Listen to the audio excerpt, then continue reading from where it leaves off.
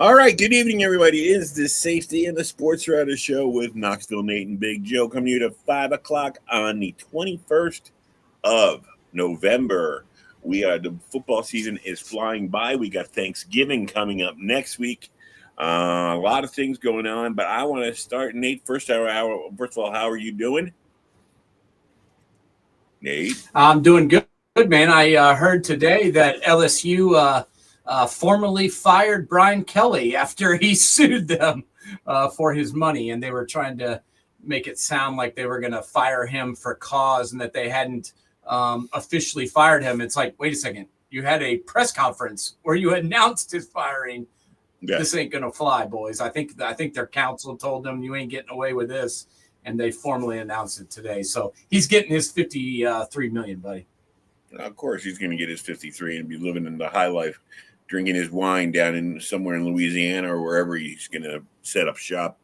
I think he's probably done. I don't think he's going to be brought back anywhere unless someone's desperate for a name. But I mean, you boot off Notre Dame. You blow off Notre Dame, you go to LSU saying that he can't win the national championship at LSU or at Notre Dame, and then he goes and he can't win down at LSU either. So I think he kind of dug his own hole. What I wanted to start out with today, because I was watching the Bill game last night, and I mean, if you knock CJ out of the game and Davis Mills beats you, if I'm the Bills, I'm in DEFCON 4 worry mode, especially about my defense, because they didn't look like they could stop Houston. What did you think of the game? Well, I mean, I was more geared towards or looking towards Houston's defense. They did a great job. Houston's defense dominated this football game. They sacked Josh Allen 8 times. They pressured him 12 times. He turned the ball over, or they turned the ball over 3 times. Josh Allen threw 2 interceptions, and then there was also a fumble, I think, by Shaheed. So 3 turnovers and 8 sacks. That's how this game was won. My concern would be for sure just the whole team. I mean, sometimes some weeks, the Bills look good and they'll beat somebody pretty badly. And then, the next week they'll lose to a team that they have no business losing to. Now, I'm not saying that Houston's horrible, but they're playing, like you mentioned, their backup quarterback. CJ Stroud's been out. This was his, 3rd game in a row he's missed due to the concussion. And Davis Mills is no, he's no Brett Favre out there. I mean, he didn't make mistakes, but, he completed 16 passes. 2 of them were touchdowns. So, yeah, I mean, I guess I'd be concerned a little bit on defense too, but it's not like, these numbers were gaudy by the Houston Texans. He threw for 150 yards. Woody Marks ran for 74 yards. So, the defense didn't look horrible for the Bills, but the team in general concerns me, because how are you going to win a Super Bowl if you can't beat the Falcons? How are you going to win a Super Bowl when you can't beat the Texans? And everybody seems to give Pat Mahomes, a hard time at times, gives Lamar a hard time for not winning it all, but nobody ever gives Josh Allen a hard time. And sometimes he deserves it, man. I mean, this team is on his shoulders. Let's be honest, man. He's the MVP. I don't know if he should have won it, but he did. And he's supposed to be the superstar guy winning these games. And, he wasn't good. And now, were they getting after him? Yep. Yeah. But it's not like the Bills' tackles are terrible. Both of their offensive tackles are very well paid. And, before last night, pretty well thought of. So you can't put this all on their offensive line. He was holding onto the ball too long, and he made some bad decisions. So he needs to take some blame.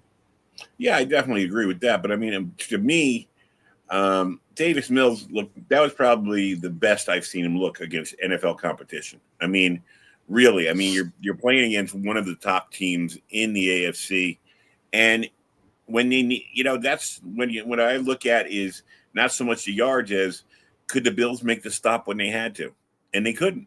They couldn't stop them when they had to, and I think it's one of those things where we're starting to look, and you got to start thinking, is this the closing of this window for the Bills? They're not going to move on from Josh Allen, but are they going to start putting together the next version of this? I mean, not too many guys are good like Belichick and like Andy Reid of redoing it on the fly without going to a total collapse for a year or two. And I mean, as talented as Josh Allen is, he's only one person. And right now, I just wonder if this is the start of I don't want to read too much into what New England's doing right now, but it could be a changing of the guard in some manner, shape, or form. But and then the other team I wanted think we need to pay attention to it. The Patriots are 9-2 and now are 2 games up on this Bills team. Not to mention they own the tiebreaker because they beat them. So I think we do need to start paying attention to it, like you said. And Davis Mills has proven that he's not really a starting quarterback in this league. I mean, I think he is what he is. He's a backup. But if you remember back to 2022, this guy had some decent games, and he started the whole season. He threw for over 3,000 yards and 17 touchdowns. But you can't let this backup quarterback beat you when you have the MVP and you're trying to keep up with the team in your division that has the best record in the AFC. And now another team coming into this weekend, a very important game, is the Chiefs against the Colts. The Chiefs are right now, I've never seen this deep in the season. I was looking at the playoff possibilities, and they got them rated as 54%, even if they win on Sunday. 54%, which is still, they're in the running. But the fact of the matter is they got to leapfrog over 2 teams in their division, and right now they're sitting at the number 9 spot with the Ravens basically tied with them. But the Ravens have a better chance because the Ravens are in a weaker division. So the Chiefs, what kind of a situation do you look at that team and say, could this be the year they don't make it? Yeah, I think it's very, very possible, especially because of the division that they are in. The Broncos, don't do anything great, but they just keep winning football games, and that's what matters in this league. Is your record, your wins and losses, and Denver's very well coached. They've got a Super Bowl winning coach, just like the Chiefs do. And they just keep putting it together. And that game last week against the Broncos really, showed me that it's time to start worrying about the Chiefs. They could not get going. I mean, this is a team. I mean, the Broncos only put up 22 points, and the Chiefs couldn't get past 19.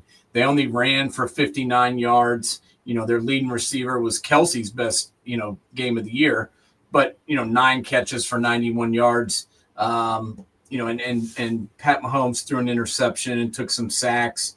That offensive line is still not where it needs to be for them to be competing for a championship. They still just can't hold up against a formidable pass rush. So yeah, I'm starting to worry about the Chiefs, and if I was them, I'd be really concerned. And I was kind of shocked that they didn't do anything at the trade deadline.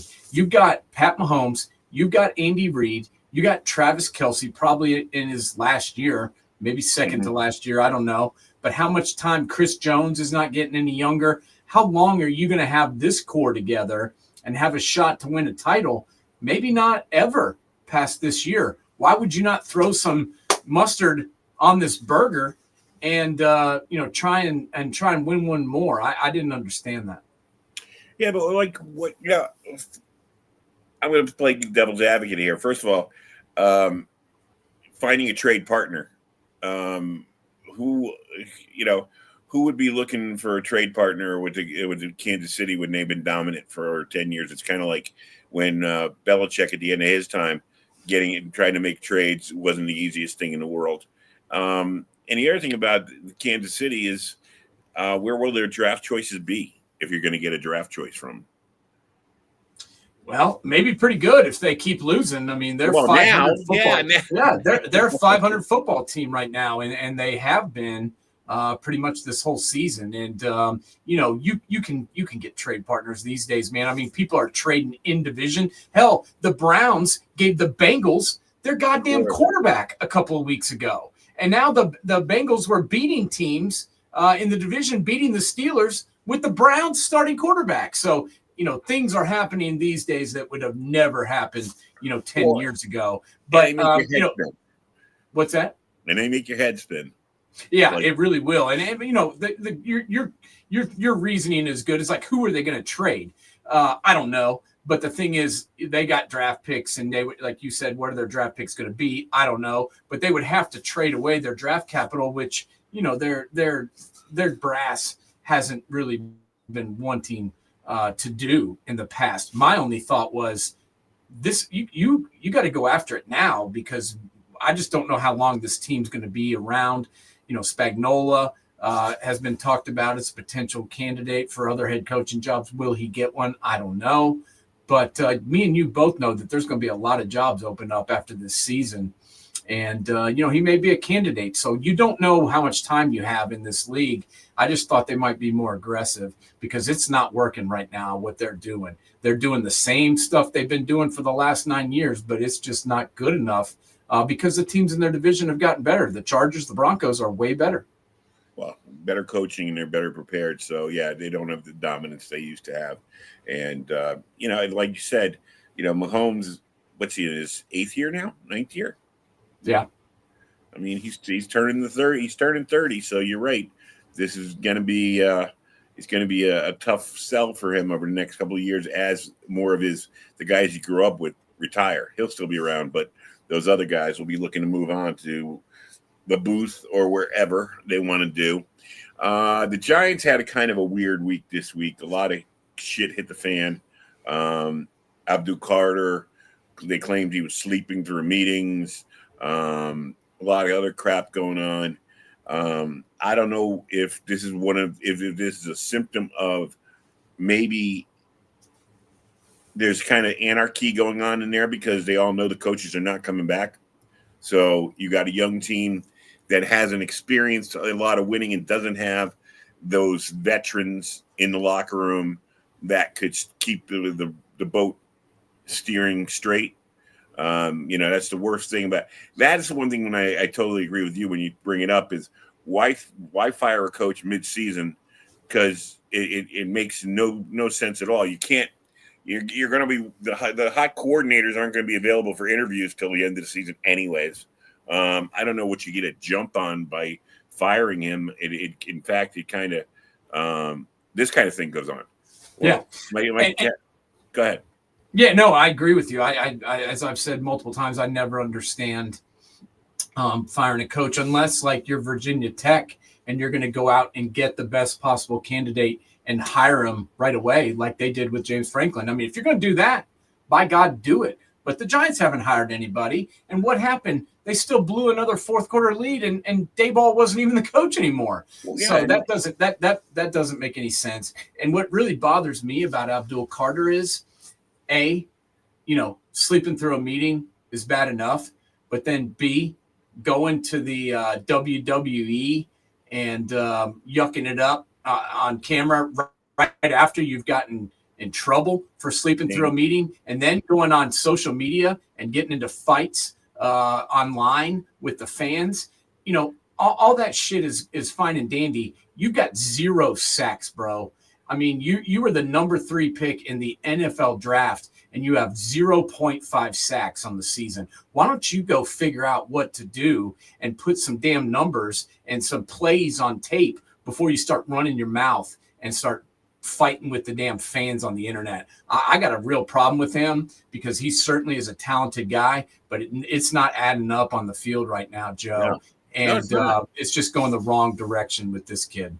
No, it's both him and Thibodeau have not proven to be where they were drafted yet. Thibodeau's had some flashes. You see the athleticism about Carter, but maybe the problem isn't so much the coaching. Maybe the problem is these guys aren't paying attention. You know what I mean? Maybe they're putting themselves in the wrong place. We don't know. That's what I always love is when you hear these guys on the national programs talk about, the coaching. Well, the coaching can direct you, but if you don't follow what the plan is, what's he supposed to do? The one thing there was a great interview I was listening to with Phil Simms this week, and he was talking about the Giants. He was talking about the lack of leadership, and they talked about, of course, he mentioned, it was easier for him. He had Parcells. They had Belichick running the defense. Everybody knew who was in charge of the team. There was nobody that was going to talk back to him. Even Lawrence Taylor, they said, yeah, you hear about Taylor sleeping in meetings, but he goes, that when Taylor had to practice, when Parcells put the screws to him, he was there. Don't worry about it. And he even talked about a time they were talking about Taylor as a leader, and he goes, Taylor was pissed at this wide receiver once and about what was going on in practice that week or whatever. And the kid made a great catch and got a touchdown. When he came to the sideline, Taylor slapped him in the back. He goes, I'm still going to beat the shit out of you after the game. Yeah, dude. You can only do so much as a coach. If your star players don't want to be great, there's not a whole lot you can do for them. And that's the problem that I didn't understand. Joe Shane drafted all these guys. He put all this team together, and and then they fire the coach. Well, there's been multiple coaches there, but this is the guy who sold away Saquon Barkley and then brought in Russell Wilson to be the starter this year. Meanwhile, he's now the third string quarterback. So I don't like him. The one thing I had to say on Sunday is I've never been a big Jameis Winston fan. I'm appreciating him a little bit more this year. He's a guy who understands his role. He's not sitting there trying to reclaim a first. He's trying to do the best he can, but it was it went from Jameis to Seamus at the end with that interception. Now, I don't know if that was his fault. The receiver might not have been where he's supposed to be, but it's just interceptions at the end of games follows Jameis I don't know. It's so funny to watch, and we'll see what happens with that. And now we got the Shedeur Sanders finally starting this week. It could be a setup because if he's bad, they've got the excuse to not have to start him ever again against the Raiders. But it also could be fool's gold if he turns out to have a good game against the Raiders. What are you thinking about Shedeur this week? Yeah, I just think, last week he was playing against the Ravens and, he was horrible and went 4 for 16 for 40 yards and an interception. He was just awful. And the supporters, the Shedeur supporters were like, oh, he didn't get any reps with the first team. And it's just like, what? What are you talking about? This guy is a 5th round draft pick. What do you want him to be? Get every rep with the first team when he's the 3rd string quarterback, 4th string quarterback, and he's a 5th round draft pick? I just don't understand the hoopla around him. But even if he plays well this weekend and beats the Raiders, so what? The Raiders are horrible and have beat no one. But he better look good because there's going to be no excuses this week. He's been taking every first team rep there that anyone's gotten. But this is just so Browns, because what if he does play well? Then what do you do? Do you put Dylan Gabriel back in? Do you put Shedeur in? Who do you play? This makes no sense. Drafting both of these guys in the same draft was just utter stupidity and only could be done by the Cleveland Browns. Right, because right now the script should have been Flacco for the year, or until right about now, if the record was crappy, now you put in Dylan Gabriel. You give Dylan Gabriel the first 7 weeks on the bench behind Flacco, and then you say, okay, now it's your time, Dylan. And then you prepare him for the future. It was just, like you said, totally the Browns. But, and then they didn't even give Flacco enough of a sample to see what he could do. They trade him away, and he throws for 400 yards 3 weeks in a row for the Bengals, and beats two of the teams in the division. So it doesn't make any sense. And then they traded him to their in-division rivals in the Cincinnati Bengals, and now they're 2-8 and have no idea which guy to play. This is just a mess. We said this was going to be a mess before the season even began. When you got Deshaun Watson, you got Joe Flacco, you've got Kenny Pickett, you've got Shadur, you got Dylan. I mean, it's just a freaking hodgepodge of dudes, none of which really is an NFL starter. And now you don't even know what you have because you're just throwing guys out there left and right. And the offense is so bad, you can't even really evaluate them. Yeah, I don't know if you can see this, but I got my WKRP jersey on. Oh, nice. The turkey drop. So that way we will go to Cincinnati. But Joe Burrow, he's back at practice now. Is it worthwhile to put him in at this point? They've only got, from what I see in the NFL picture, 2% chance of making the playoffs any way you look at it. Get him healthy. What do you do with Joe Burrow? I mean, you're paying this guy a lot of money. And so I think you got to play him. No one's running away with this division. The Ravens, even though they've won a couple in a row, they still have 5 losses. The Steelers haven't shown me anything that's led me to believe that they're going to win this division. Not to mention their quarterback has a broken wrist, and the Browns are the Browns. So why not play them? Let's say you win out, and win the division, or at least get a wild card. I doubt you'll do that. You're going to probably have to win the division, but they could. I mean, they're not mathematically eliminated, and I think it's worth it to put him out there. I don't think he's going to play this week, but I think they were talking about potentially bringing him back the week after, and we'll see. Maybe after this week, they lose again, and then there's no hope. But if they can string together a win or two, I think you put him out there. Well, the thing is that this is like they always say, football loves parity, and this year there's more parity than even like the teams that are on top. I think the Eagles and the Rams, they have the pedigrees where they're serious, they're okay. Broncos look like you said they're getting work, they're getting it done. Patriots are getting it done. Plus their schedule looks favorable. The Colts, see this week if the Colts take out the Chiefs, you got to really believe that they're in it. I'm not the NFC North. The Bears being on top at this point in the season is kind of a shock to me. The Lions, that's another team you got to sit there and start. There's a lot of talent out there, but they're not stringing together those wins like they did last year. Yeah, I mean, I still think that the Lions are the best team in this division. They're really only one game back of Chicago, and they've had a tough schedule.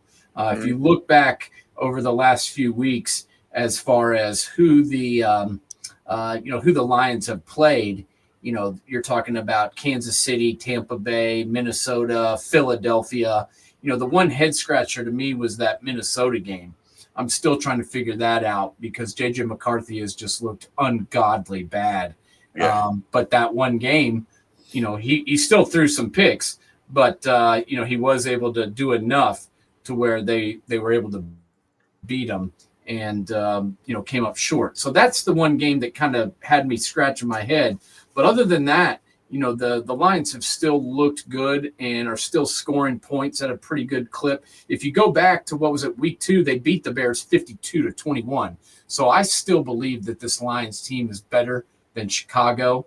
And they're playing them in week 18, so we'll get to see it one more time, and they'll get a revenge game on the Vikings as well in week 17. But this week they play New York. They should get a win there. Then they play Green Bay, which will be a huge game. Then they got Dallas and the Rams. So it's not an easy schedule, but they're certainly battle tested. Well, I would say that the one thing I would be for of the next 4 games, um, he's got to get his players on. Campbell's got to get his players on the right page because of all those, they should take all 3 of those 4 games. Giants easy, and I think like you said, they should get Green Bay.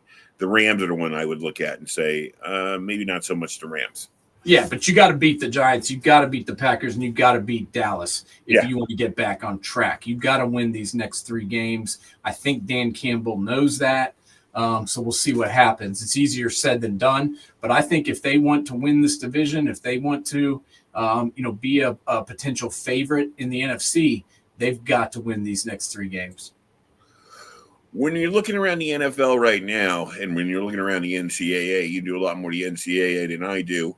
Quarterbacks are always the big ones. We know the Indiana quarterback, everybody's got prohibitive favorite to be the number 1 draft choice. What team do you think outside of the Jets, I guess, is really looking for a quarterback and it will be looking heavily at him? Is Tua safe in his job, or is if McDaniel goes, does Tua go? What other quarterbacks do you think are in the hot seat along with their coaches? I thought Tua was probably going to be out of there, but honestly, he's played better the last few weeks, and he's due a lot of money. So I'm kind of guessing that he's going to be around. My question is, who is the quarterback that you really want to take, in the top of the first round? I mean, Mendoza obviously has looked pretty good. The Alabama kid, is considered a top prospect. But how many games have he played? Who's that? The Alabama kid? Yeah, just this year. And, but that's who I'm just telling you who people are in love with. I don't know if I am, but those are probably the 2 biggest names. And then after that, who do you like? Lenora Sellers, John Mateer, Garrett Nussmeier. I mean, I just don't love a lot of these guys. And I'm not sure, who you're going to go after. But I definitely think the Steelers have to be in the quarterback market. Yeah, true. I would think, because you can't expect Aaron Rodgers to be your quarterback of the future. I wouldn't think, considering he's 41, 42 years old. The Jets are obviously in the market for a quarterback. The Browns may be in the quarterback business again. There's no guarantee that they're just going to roll into next season with Dylan Gabriel and Shedeur Sanders again, especially if Shedeur plays as bad as he did last week one more time.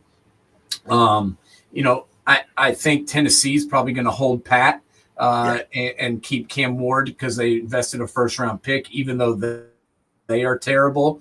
I would think Las Vegas is in the quarterback business just because Geno has a very, very movable contract. He only signed a 2-year deal, and most of the guaranteed money's already been paid. Doesn't have a huge dead cap number after next year. So I think you can move on from Geno if you're ready to. And then I don't know. I think Carolina might be in the quarterback business. I know Bryce Young has played better, but is he your quarterback of the future? I don't know, and he's going to have to be coming up for payday if you're going to keep him. And I think the Arizona Cardinals are in the quarterback business because I agree with that.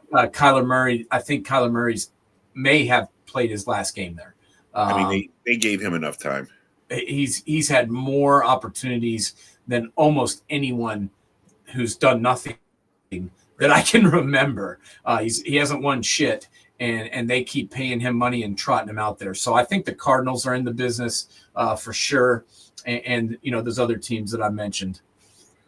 Well, we'll see what happens there. How about the college this weekend? What games you looking into for college? Yeah, man, we've got some more bangers. It's like every weekend there's several games that are up for grabs. There's the SEC teams are all playing mostly cupcakes this week, but Missouri and Oklahoma is a pretty good game. I don't know how Missouri is still ranked considering they're 7-3 and they've lost 3 of 4. and they no longer have their quarterback. So I have no clue why they are still ranked, but they are. So we have to take that into our mind when we're thinking about this weekend. So Missouri, Oklahoma, but probably one of the bigger games of the weekend is USC versus Oregon. This is a huge game for the Big Ten. So weird thinking Big Ten, USC, Oregon, but that is a huge game. It's probably an elimination game if USC goes down. It's at Oregon, so it's going to be a tough road to hoe. But I think it could be, a game that USC could win potentially. But I think that's probably the one that'll have the most eyeballs on it.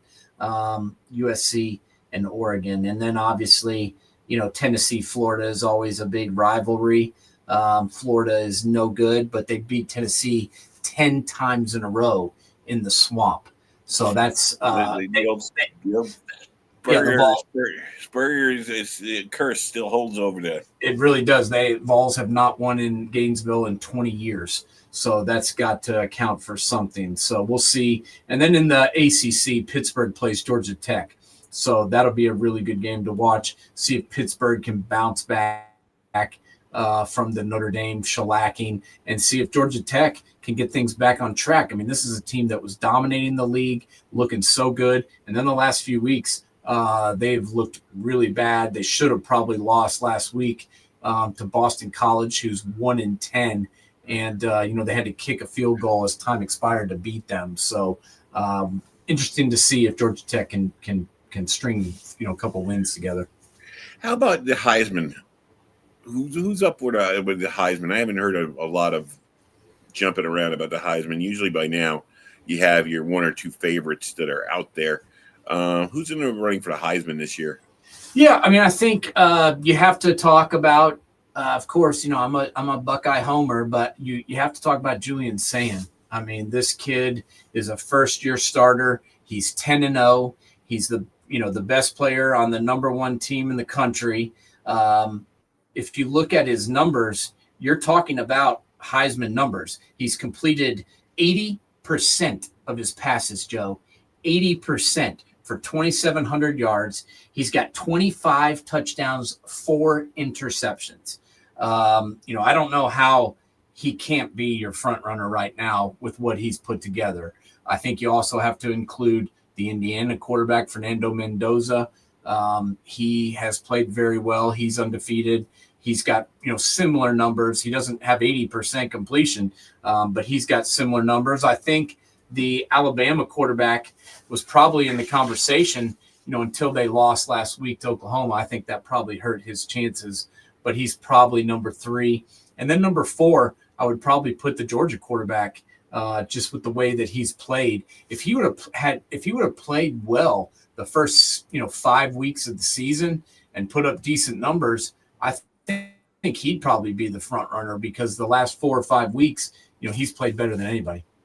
Yeah, how about Arch Manning? That was a kind of a depressing ending, or picture of him at the end of last week's game. I think he's definitely going to be staying in college. I don't see him coming out. He's not ready. He's not damn near ready. Well, he doesn't have any help. You can say whatever you want to about Arch, but their offensive line is just god awful. Now they lost 3 guys to the NFL, but you figure it's Texas, right? Right. They've got a $30 million roster. They've got guys that are there. Just like the Buckeyes lost 14 guys to the NFL. Texas lost guys to the NFL. You just figured they'd replace them. But that offensive line has been nowhere near where they were last year. He's got no time to throw. They can't run the ball. He hasn't played great either when he has had time. So, some of this is obviously on him. I'm not going to blame it all on the rest of the team. He's the quarterback, so he gets all of the credit when things go well, and he gets all the blame, when things don't go well. But, it's tough. It's tough for him because he's got no time. They got no line. They got their absolute asses kicked against Georgia the other day, and they just got out coached as well. And you talk about their running back, Wisner. He's a really, really good running back. He has 97 carries for 370 yards on the entire season. You're talking about 370 yards from one of the best running backs in college football. That shows me right there they've got an issue up front. Well, that's the tough part. Like we were talking, I think I said it last week. I said I think the offensive line coach is probably the fourth most important position, maybe even more important than one of the coordinators. Because if you don't have an offensive line, you don't have an offense. I mean, I remember when I was covering high school sports here, there was this guy, his last name was Cairo. And you would have laughed because the guy was 5'3", but he knew how to coach offensive line. Wherever he went, they had one of the best offensive lines in the state, and we're always competing. And you look at this guy, and it was just like it looks like he should have been a jockey instead of a football coach. But he knew how to coach the offensive line. And who's the guy? Scarnecchia, who was with the New England Patriots for years. I mean, you think of the Patriots and their offensive lines, how much turnover they always had. But they always had a good offensive line in front of Brady. And that was the coaching. Yeah. So he took whoever they had on the roster and made him a good offensive line player. And that's the true test of a really good coach. And they're not getting it done this year in Texas. He's been sacked 21 times, but even when he's not going down, he's getting hit, he's getting rushed, and they can't run the football. I mean, that's been Alabama's problem. They've got the guys up front for Alabama, but they're not getting it done. They cannot run the football, and it finally caught up with them last week against Oklahoma. All right, one last thing. It's coming up constantly at least on ESPN. I think coming up constantly. Do you think Kiffin's staying in Ole Miss, or do you think he's going to look for one of the bigger jobs? That's the $12 million question, right? He's being courted by Florida. He's being courted by LSU.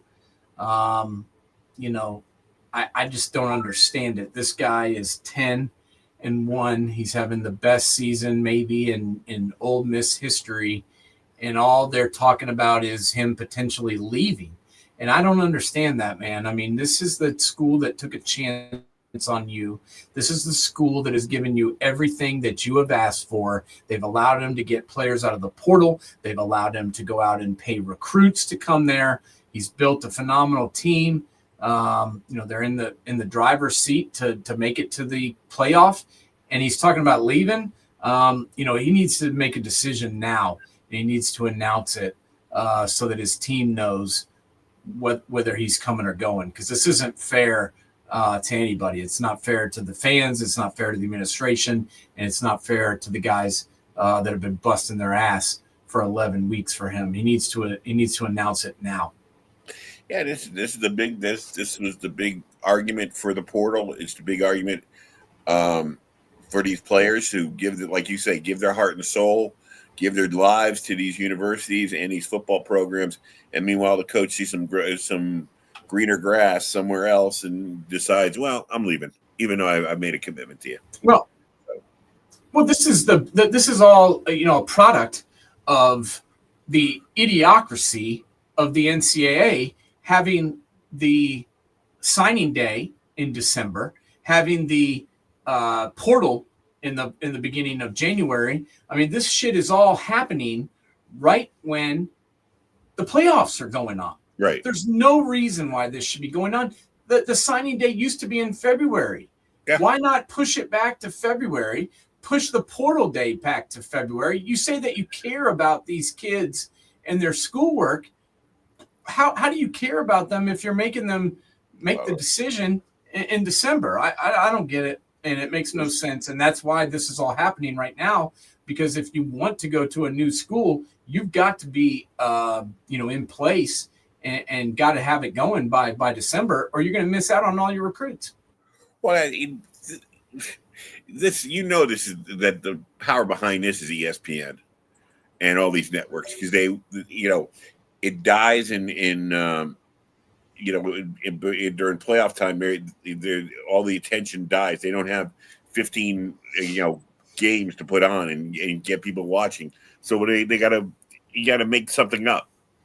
So well, and and this is all driven too by Jimmy Sexton, the super agent who runs all these college coaches. Notice that none of these jobs have been filled because they're all waiting to see which job Lane picks. Because if Lane goes to LSU, Well, then Ole Miss is open, Florida's open, Arkansas is open, Auburn's open, and then the Ducks will start to fall. But everybody wants Lane, and so they're waiting to see what he does, and nothing else has been taken shape.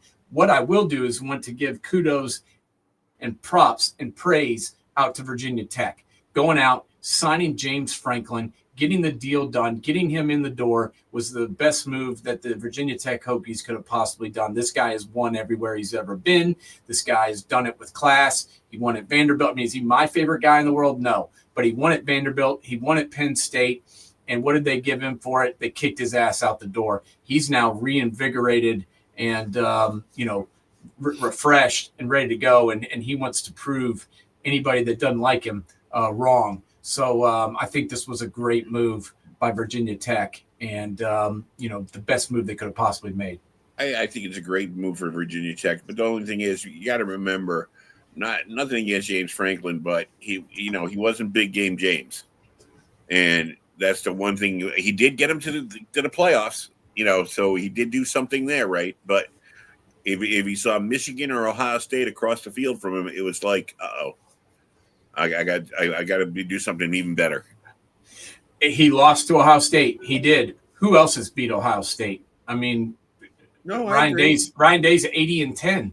I mean, no one's beat him. So I know, but I get it. I get it. He never beat Ohio State. He never won a national championship. There's 3 coaches in all of college football that have won a national championship: Dabo Swinney, Coach Kirby Smart, Georgia, Kirby Smart, and Ryan Day. Those are the only 3 guys that have a damn trophy in all of college football. So I think if they would have let him stay there and potentially get a quarterback, I think he would have won it. I think Drew Aller sucked, and that was their problem.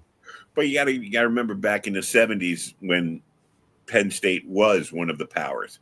It was Paterno, John McKay, Eric Parsegian, Bear Bryant, and Barry Switzer. There were only 5 guys back there in the 70s that were actually really winning national championships. The rest of the guys were competing to just get a bowl game. So the thing is that there's still enough Penn State people alive that remember the Paterno era, that when they were dominant and when they were one of the best teams in the country every year. So there's a few people, I guess, that were still alive, but this team was on the verge of getting shut down as a program. No, I know. Bill O'Brien came in and made it, did what he could and made a program, respectable, but he wasn't getting them close to winning a national championship. James Franklin was in the semifinals last year. Like I said, I don't like James Franklin. I think he's a dick, but you can't ignore what he did. I mean, he's a winning football coach. Had them on the cusp. He's like 168 and 45. He had them in the semifinals last year. They lost the game by 3 points, that they lost. So I think he is a winner, and I think he will win at Virginia Tech. We'll see. Maybe he'll suck. Well, the other thing is it's ACC. It's not the Big Ten. It's not the SEC. He doesn't have to play Ohio State anymore. Right. He's got to play, Miami, Florida State, Clemson. He should be good. Yep, we will see. All right, my friend. Next week is Thanksgiving, so we will not be here next week. We'll be here the week after. Hopefully, you have a good Turkey Day. I'll be up there. We'll be in my Les Nessman. All right, and we will see what happens this weekend in football. All right, buddy. Sounds good. Take it easy.